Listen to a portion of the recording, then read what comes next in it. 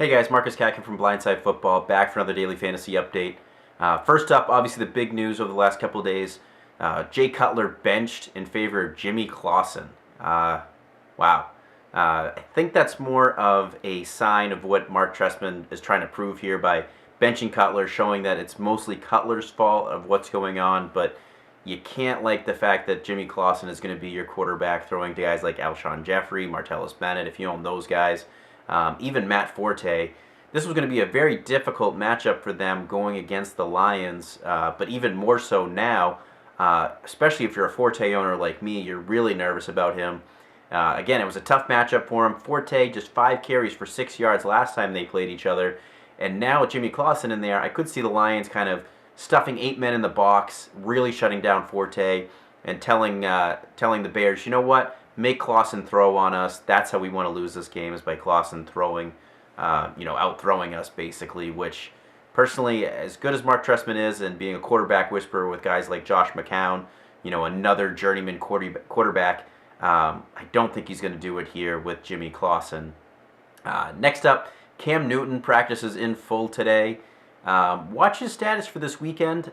Personally, I think I would have liked it better if I was a Kelvin Benjamin owner or a Greg Olsen owner, if Derek Anderson was playing, because it seemed like Anderson just focused on those two guys and that was it. Whereas Cam Newton is obviously going to spread the ball around a little bit more.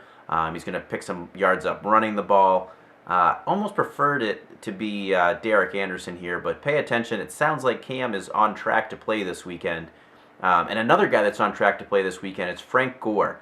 And a lot of 49ers fans are thankful that Frank Gore is on track to play this weekend because it's sounding more and more like Carlos Hyde won't. So very interesting to see. Let's pay attention to Frank Gore. I think if he plays, he's a must start because he's going to get basically all the touches in this game for the running backs.